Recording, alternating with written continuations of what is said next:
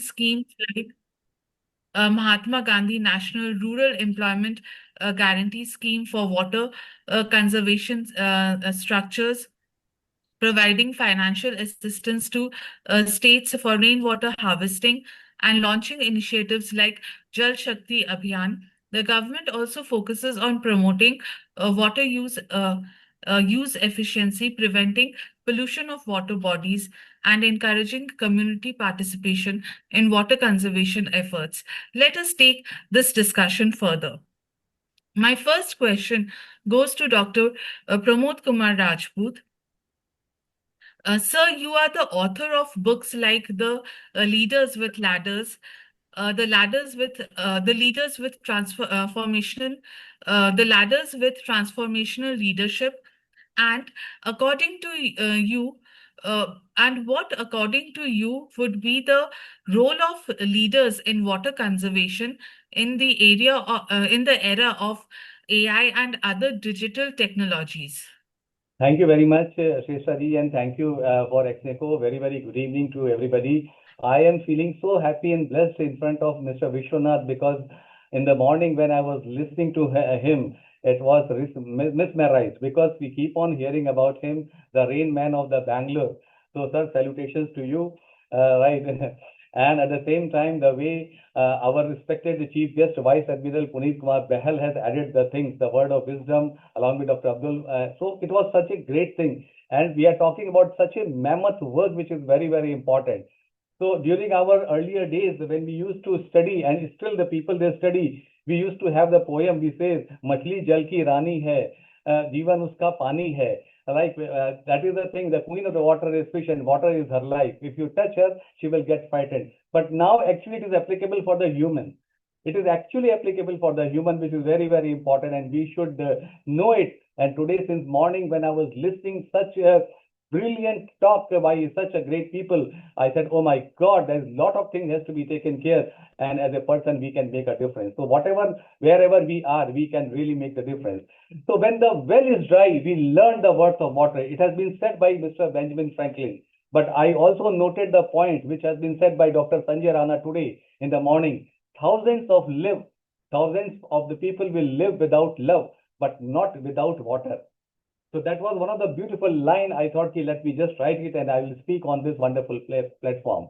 So honorable panel members and especially Vishwanath sir and all the people who are here who are listening directly online, and of course they will be listening these things offline also. It is my privilege and real responsibility to discuss the role of the government in the water conservation at this pivotal moment for the India, because today we are the $4 trillion economy. We want to be the coming time, we want to be the $5 trillion economy. So water scarcity threatens to dampen the progress. With 600 million Indians facing high to extreme water stress as per the Niti Aayog, the stakes have been always higher. Coming to your question, I like to say that my book, The Leaders with the Ladders and the Ladders with the Transformation Leadership, that modern leadership must be inclusive, ethical, and purpose-driven. And the best example I can see here, the legends which are there in front of me, because I can say my panel member, Vishwanath sir, is there. So he is one of the person where he is inclusive, ethical, and purpose-driven. How he has changed the entire scenario of Bangalore. This is one of the finest examples. There is no need to take the example from outside. 186 lakes has been taken care, and the lakes which you are telling, right, different salty water and the sweet water, how the things have been changed, how you saw that farmer, right, who was working somewhere and then he has taken the wastewater and how he is able to grow the thing. Such a fabulous way which you have shown it. So this is the real way of making the things happen. Now, coming to your point, the new leadership imperative from conservation to regeneration, because I have noted a couple of points. When Dr. Abdul said discussion to declaration, right time has come where we can talk about it. So we must evolve our simply conserving water to actively regenerating our water system. This requires basic things: hydro-literate leadership, leaders who understand water's role in food security, energy production, and climate resilience. Second is digital fluency, the able to leverage AI, IoT, and blockchain. Again, all these things have been spoken by the great, brilliant leaders here. Not should be as a buzzword. That's why no discussion, declaration, and as a tool for the systemic change.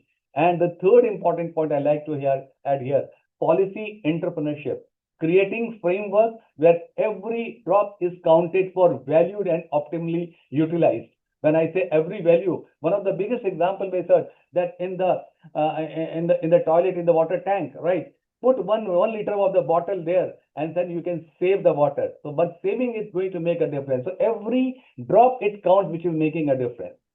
Second part you said about AI as a leadership amplifier. 40% of reduction in the urban water it loses through AI-powered lead detection. Yes, we can do it. 35% of the improvement in agriculture water efficiency using the predictive irrigation can help. Predictive analytics, predictive irrigation can make a difference. And 50% faster disaster response to the flood prediction models like those in the Kerala in 2018 it had happened when the flood has come. But technology alone is not the solution. It is the technology wielded with the visionary leaders that creates an impact. And again, I say visionary leaders, I will take the example of Mr. Vishwanath here. Multiple times I will be taking because he is one of the real ideal person who has changed. There's so many people are there, but in front of my screen, he is there. So I'm going to speak about his great example, which is very, very important. I also like to highlight it here, the 5 pillars of water leadership in this digital age. It is because when we talk about the corporate, but we are talking about the water leadership. So what are the 5 pillars are there? One is visionary governance and mandating the water budget for all major projects, creating water credit systems like carbon credits. Because we talk about the carbon credit, let it be the water credit. Second is collaborative innovation, establishing the water tech incubators, public-private sandboxes for the pilot project. Third is data democracy, open access water quality monitoring, citizen science initiative for the groundwater mapping, which is again the need of the hour. Behavioral architecture, gamifying conservation through apps, because when we talk in the marketing, we talk in the corporate, gamification is the real requirement. Here also it can make a difference because water literacy program, especially in the schools, as even suggested by Dr. Sanjay Rana, is very, very important. And the last 5th point is the regenerative investment, water positive corporate mandate, insurance product for the water smart farmers. So ultimately, the leadership test is the true measure of the leader is not how they climb, but how many ladders they leave behind for others. And that's what here we are going to do it. Another point which I like to highlight it here, that yes, digital infrastructure that outlasts political cycles, human capacity that transcends the technology changes policy framework, that incentivize sustainable innovation. The tool exists, the knowledge exists, but what we need now are the leaders with the courage to connect the dots and conviction to act. And that's why today at the platform of Exneco, we are ensuring it and we are applying it. We are encouraging the people that yes, we all have the capacity, we understand it. Let us encourage and let us make the things happen. So this is the answer of your first question. Thank you so much. Wonderfully said, sir. In fact, you have covered it in a 360-degree direction. You have covered. You have mentioned 5 pillars for water conservation and what government can do and what the leaders should do. It's really wonderful. Now I move on to the next question, which is to Mr. Vishwanath Srikantaiah.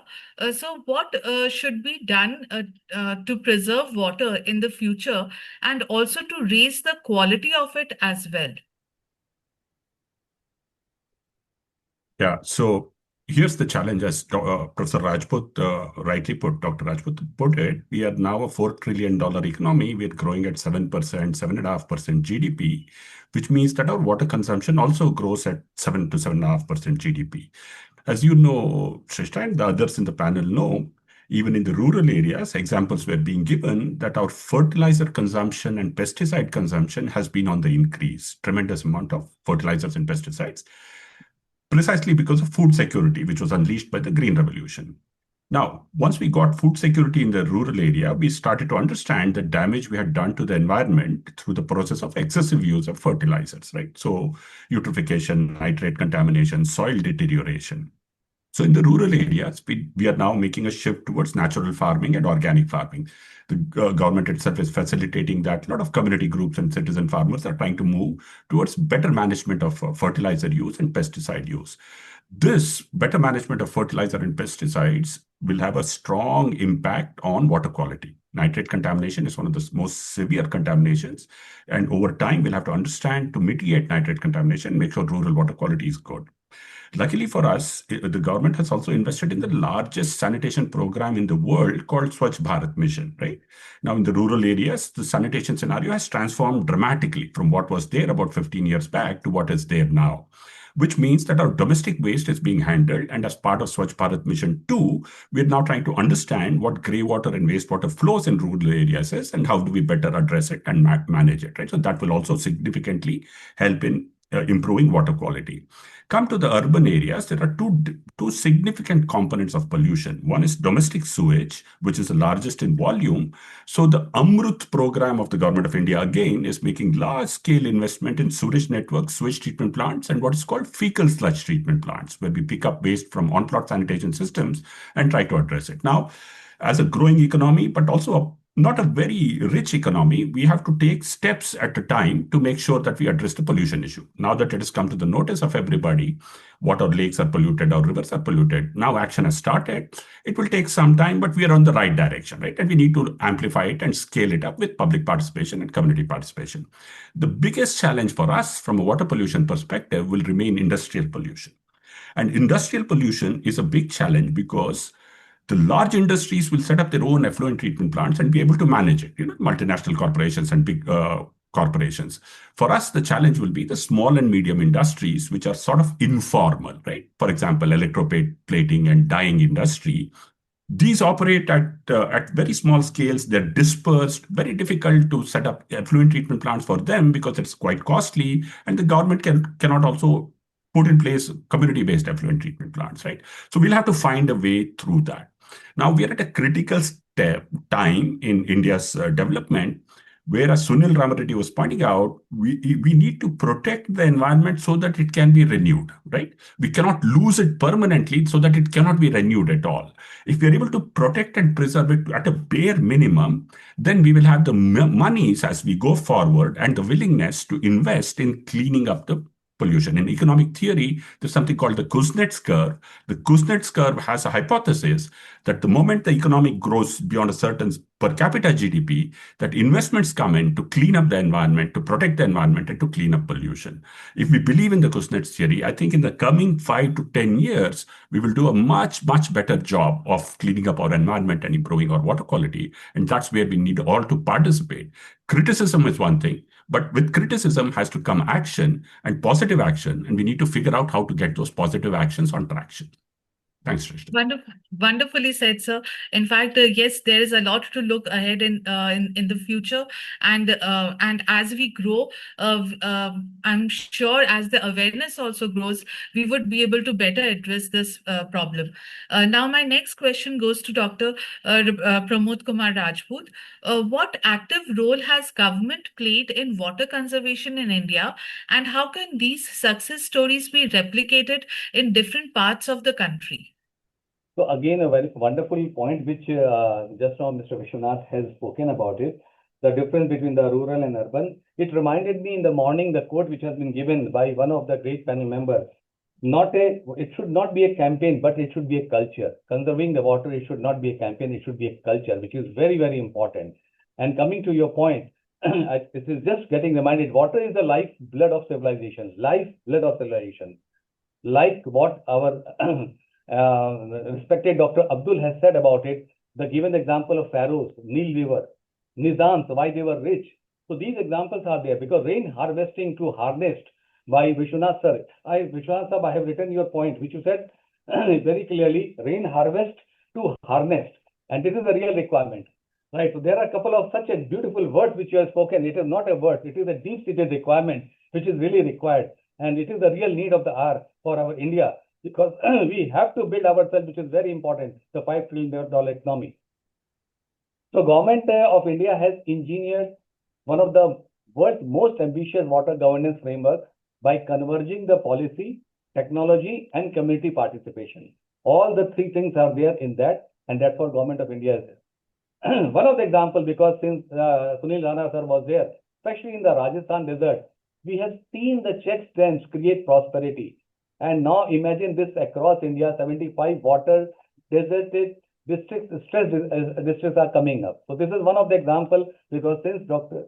Arana was there, I thought let me take the example from Rajasthan itself. Transformative government initiative with the metrics, including the doubling principles, right? The doubling principles, which again, Vishwanath sir, which you have shown in your slide, one of the finest principles, which is very important. It is so simple, right? It is so simple that if anybody will be able to inculcate it, right, and accept it, adopt it, the things is going to make a lot of difference. Jai Shakti Abhiyan, because again, the government has done it, 5.75 lakh water consumption structure built in the phase of 2019, and now it is growing up. What is the impact when it is happening that it catalyzed the 11 million water conservation structure across 256 water stress districts. Such a great thing. So innovation, another part, Catch the Rain, which is the campaign which leverages traditional knowledge with the GIS mapping. So the best practices are happening across Chhattisgarh, water scarcity, Narwa Vikas. It receives 7,000 streams using contour mapping, which is again very important. Replicability toolkit, standardization, GIS-based watershed planning templates, Jal Mitra, certification of the local champions, which we are talking about it. Catch the Rain campaign leverage traditional knowledge with the GIS mapping. So these things the government is doing it. Then again, Mahatma Gandhi National Rural Employment Guarantee Act 2005, which we call MGNREGA, Water Revolution. 48% of the last year budget, 46,000 crores, it was allocated to the water works. And the breakthrough was Andhra, Neeru Chittu created 10 lakhs farm ponds, 186 lakhs. Bangalore has created, again, by the waterman of the Bangalore, by our respected Vishwanath sir. And at the same time, Rajasthan, Mukhyamantri Jal Swalamban Abhiyan is revived 13,000 water bodies. Then another point with this Mahatma Gandhi National Rural Employment is the scale-up mechanism, blockchain. In the morning, 1 hour we spoke about even the IoT blockchain. The blockchain enabled the wage payment for water projects, water productivity index for the scheme prioritization, and Amrut 2.0. So all these things are the things which has really created a lot of difference. Then last but not the least, the replication framework, or 4S models, which are very important. Science-based planning. Second is subsidiary principles, which has started with Kerala Jal Nidhi program, synergistic financing, and surveillance tech stack. These are the 4S model programs which has really made a lot of difference from the government side. What is the role ahead? Which is very important, because this we have spoken. The role ahead is very clear. The game changer, digital water banks, water ATMs for real-time democratization. Farmer food schools in every Krishi Vigyan Kendra. Water credit system has to be there. Again, I spoke about the carbon part. Again, I'm talking about water credit systems. Mirroring carbon credits. Blockchain enabled trading for saving the water. Like the pilot projects have already started in Maharashtra, because you know that especially in the Bidar area and all, how much scarcity was there. And aquapreneurship. We talk about the entrepreneurship. Aquapreneurship is very important, because Startup India Hub for water tech product is there. Jal Doos, and the call of the action is today now. Mandatory water audits, Varkshetra, corporate water stewardship index, and that is the reason, because if we will not do it, then only the Thar desert won't be the sand. Only the Thar desert will not be sand in the 21st century. It will be the regions without water smart leadership. And the challenge is not knowing that what works. It is institutionalizing how we replace it and how we act it, with the best example of Mr. Vishwanath, but how the complete change has happened in Bangalore. Thank you. Wonderfully said, sir. In fact, you have covered how government and in different parts of India has brought about change, and the concept of aquapreneurship is really wonderful. And people should encourage entrepreneurs to take up more work, more business in the area of water, and be aquapreneurs. and conserve water. So now my next question goes to Vishwanath sir. So what are the gaps in water conservation in India? Is it lack of government initiatives or general public awareness or general ignorance of business community at large? I think that's the question you ask, Shrestha, is from 20 years back. Now, industries, communities, and government all are aware of the crisis that confronts us and is working towards solutions, right? So, what we need to understand is that there are certain constructs that we have created in the 20th century to manage water. For example, water is a state subject, right? Each state is responsible for water resources unless it crosses interstate boundaries in which the center can intervene, right? Or the center can intervene through funding mechanisms like the Amrut program and other mechanisms. So each state has the liberty and option to delineate its own water policy to be able to address its own regional requirements, right? It need not follow a pan-India model. It can be very specific to each district, in fact, each village itself, right? So that opportunity is there. But we have not created the institutions to do it. We have created 20th century institutions. We need 21st century institutions for the modern challenge and the modern tools that are available to us. As Dr. Rajput put it, we now have AI, we have IoT, we have machine learning, we have so many other technological tools with us. Again, there's a fundamental problem with how we define water. And for us as a society to address, is water a state resource? Is it a private resource? Or is it a common property resource? Now, when we look at large dams and large canals, it becomes a state resource. The state is responsible for it and it distributes it, right? When we look at individual borewells on farmers' fields and in individual homes and apartments, it becomes a private resource because people drill a borewell and use it like a private resource. However, water is actually a common property resource in which the state has to hold water in trust for the rest of society, for this generation and for the future generation. Now, when you define water as a common property resource, you then have to create the institutional architecture and the legal architecture to deal with it as a common property resource, right? Now, that is something that we are working on. It's work in progress, and that's how we will progress, right?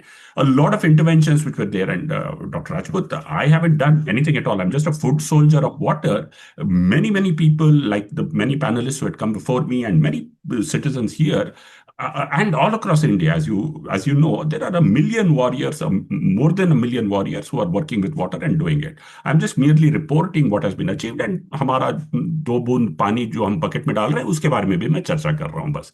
So what now is happening is you're seeing a revolution. You're seeing communities, you're seeing groups, you're seeing individuals, you're seeing the state, all championing solutions, facing the wall in terms of what we need to overcome as a challenge. Like the previous speaker had mentioned, that you can rejuvenate a lake, but maintaining it is also a challenge now because the ownership is not clear. How do we maintain it? Where is the funds to come from?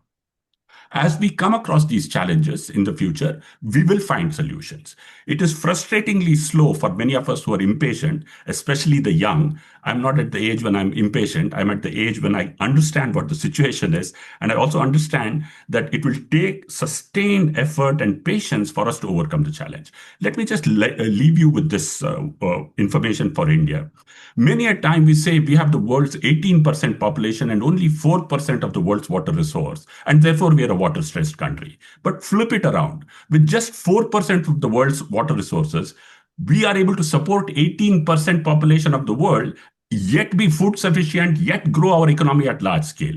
We are a country which has shown from the past that we can find solutions. We are a country which is in the present showing some solutions. And for sure, in the future, the younger generation will take us, along with the government and the state, to a much better India than what the Sone ki Chidiya was. This will be Diamond ki Chidiya. Wow, wonderfully Hmm. said, sir. In fact, it's like seeing the glass as half full rather than seeing it as half empty. So that's, I mean, we have a lot we can achieve if we do it patiently and we work towards it in a in a more coordinated manner. And continuing with my question, which I had asked Vishwanath sir, I would like to ask Dr. Pramod Kumar Rajput, as per the present framework, the municipal corporation takes into consideration the management of water bodies in their area. Do you feel that there should be a separate water board for the same? Okay, a very nice question. So first of all, I like to reply Vishwanath sir's saying point. Vishwanath sir, yes, it is there that lot many people, they are doing the work, because I know the people right from north, because that area, Chambal area, where all dacoits were there. So they have inculcated this and then they started flourishing. So there are multiple people are there. Why I was keep on taking your name here? Because as a role model, you in front of my screen, you are there. And the way you have presented it, right? So that is the thing which is it is a real replication for the other people also. And salutations to all the people, multiple people, multiple organizations who are helping it, who are saving the thing. And what you said is that with the 4% of the water taking care for 18%, what a beautiful way of putting the thing. And if we change it, little one, even add it 1% more, I think it's going to make a lot of difference, which is very, very important. So very well you said about it. Now coming to your point, Shreyaji, right? Today, again, I remember the picture of the slide of Mr. Vishwanath, where he has shown about the step well coexist with the smart city. See, so something has come in the mind, because since morning I was seeing it, so I said, okay, let me take the few of the clues from this beautiful conversation and put it rightly, which is the real need of the hour. So if that is very important. So, but the current limitations, let me talk about it, that Bangalore 800 lakes were there, but 186 lakes have been taken care very well, right? This is the limitation. Why only 1%? Why only 2%? Why not the people who are a part of it, they should be taking care, and why not government should come, right, and make the things happen. Second thing is the technical capacity gaps, because only, sorry to say, only few percent, less than 10% of the municipal engineers, they are trained in advanced water management system. And today, technology is available. We have to train these people, which is the real requirement, because they are a government body. And any of the CSR budget cannot make the difference. Only the government can inculcate. So much, 46,000 crore budget. Oh my God, right? And these engineers, if they are able to make the things happen, this, why 10%? Why not 50%? Why not 25%? They can make a difference. The third point I like to have, the financial constraint, right? So why the financial constraint? The budget is there, where the budget is going. Again, what sir has said about it, the state and the center, right? All have the budget. The state have the budget and center have the, and when the river is going right, why the state is not taking care for that? And we know that how the Kaveri things is happening there, especially in Bangalore and Tamil Nadu, right? So we are aware about that part, but it has to be there. Another point is that GIS mapping for the water body. GIS mapping is again not happening there, right? So these are the constraints are there, because I say not constraints, these are the opportunities for the future. And if the government start working it, we can really make a difference. So the basic thing is the water boards. The water board should be taking care for the Chennai Water Board, like reduced NRW from 45% to 28% within 5 years of the time. Emerging the best practices, like I will give the example because I'm just reading it. Pune's River Parliament Model. It is a multiple stakeholder approaches which revives 11 kilometers of the Mula Mutta. Then the Hyderabad Water Grid, unified command reduce supply gap by 40%. So these are the special cases are there. So now today IoT is there, technology is there. What the hybrid government model should be proposing? It should be on the Metropolitan Water Resilience Authority.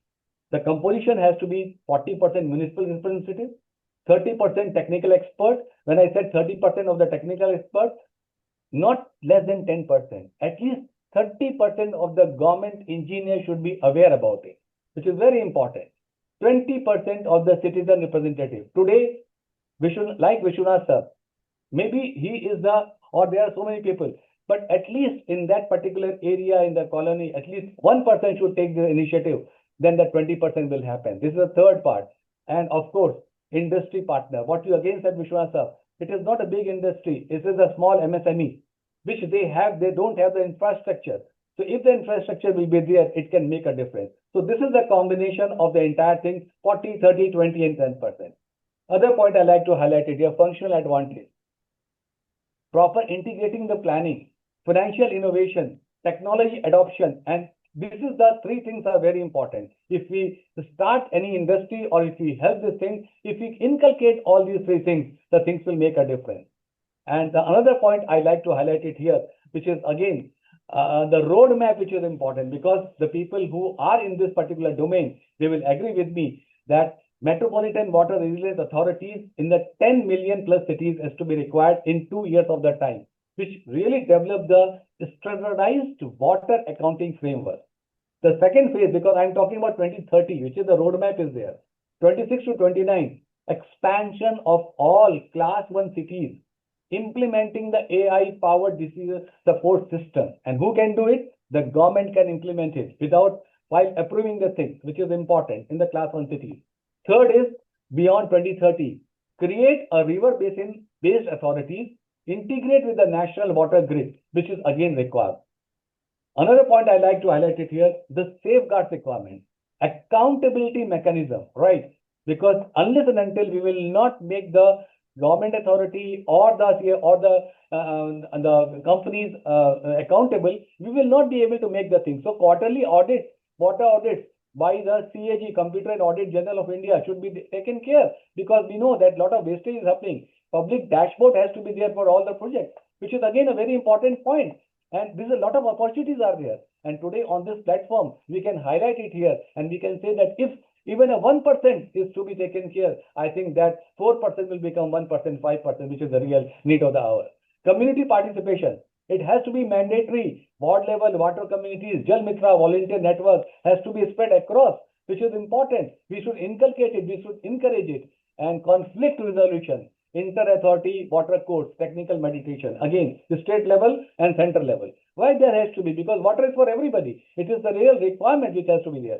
So these things are there with the roadmap which can make a difference. Again, I can conclude what you said about it, which is very important because as we stand at the confluence of tradition and technology, tradition, which we have seen is step well to today's, and technology, water management, one truth emerges clear.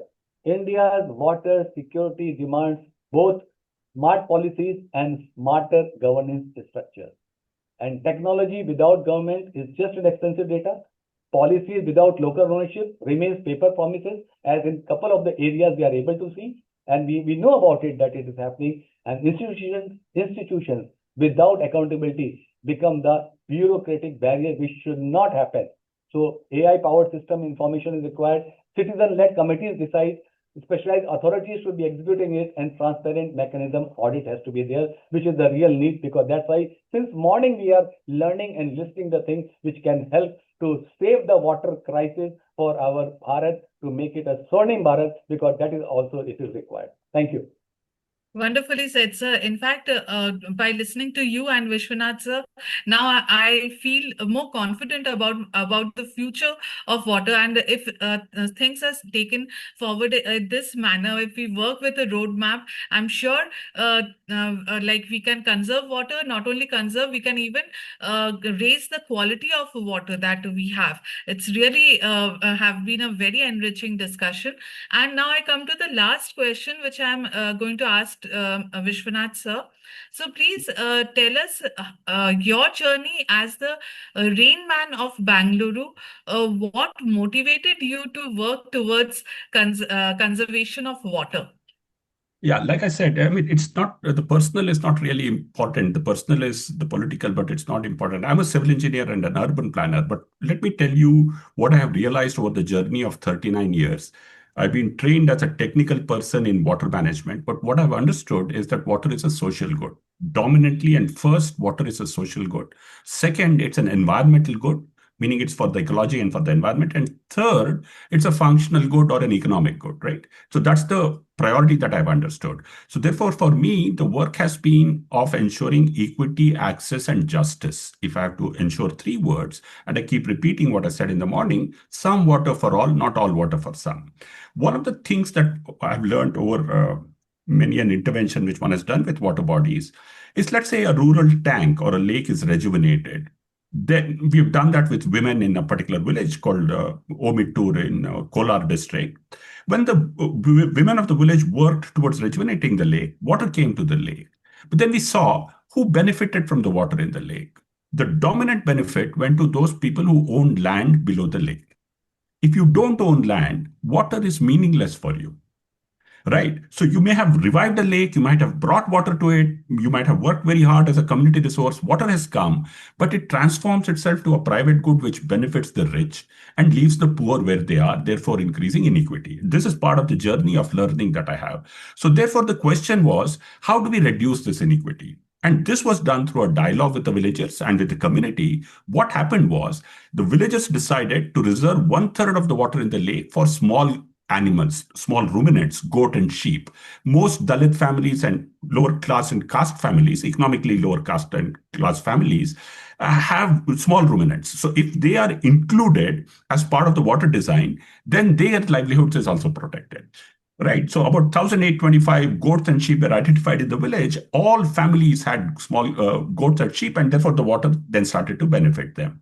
The fisheries activity in the lake was reserved for self-help groups of women so that the women could benefit from the produce of the fish, those who did not own land, right? So therefore, my journey for me has been a revelation that water has to be seen as something that the poorest should have first charge on. Even in a city, when we look at lakes in a city like Bangalore, what you find is once the lake is revived, it becomes a middle class capture. People go there to walk and jog and bicycle and run around. But what about the fishermen there? What about the grass cutter there? What about those who picked up herbs from the lake? They are actually excluded from the whole lake, right? So it becomes a middle class capture. So reviving a lake should be done for the poorest and those who actually deserve to own the water there, right? And so this is a philosophy we can carry for all projects of water, including the big dams, including the canals, including transfer of water, to make sure that we do not reinforce the existing power structure. But let me end my talk with these three words: equity, access, and justice. That is the overall objective of water rejuvenation. That has been, I'm proud to have been part of a little part of this journey, of this caravan. And this caravan hopefully will reach its caravanserai in the coming days. And thank you all for organizing this wonderful discussion. It was such a pleasure to be listening to people more than talking, but also to share my experiences. Thank you very much. Thank you so much, sir. In fact, the panel discussion has been very enriching, and the inputs that we have got, we will carry it in our heart, and we will also put it in our actions. I'm sure all the listeners, all the viewers have gained a lot from this discussion. Now I open the session to questions. If anyone wants to ask any question, they are most welcomed. I think we do not have any question in the chat box, Yeah. but So if anyone, end of the day, members are very low now. yes. Okay. So, but So though it will go, this particular event will go record in multiple medias. So the idea is all about not to make an impact only with the summit. The impact should long last throughout the journey. yes, So the idea is to give a holistic idea about water conservation, the how water is very important, and why we are basically discussing about the water now. So we are all the experts are here, all panel members, speakers, guests are here, and talk about lot many things, which is very important. There is a reason for that, and it has to be taken care for our next generation, as well as how technically we can solve the problems with experts. That is the idea is all about. There is a collaborations required between institute, between startup, between industries, between experts, between leaders, where all carry their own expertise, and which is very important to solve a problem. This is not a one person problem or a kind of problem which is specific to a region or specific to a kind of industry. It is a global problem.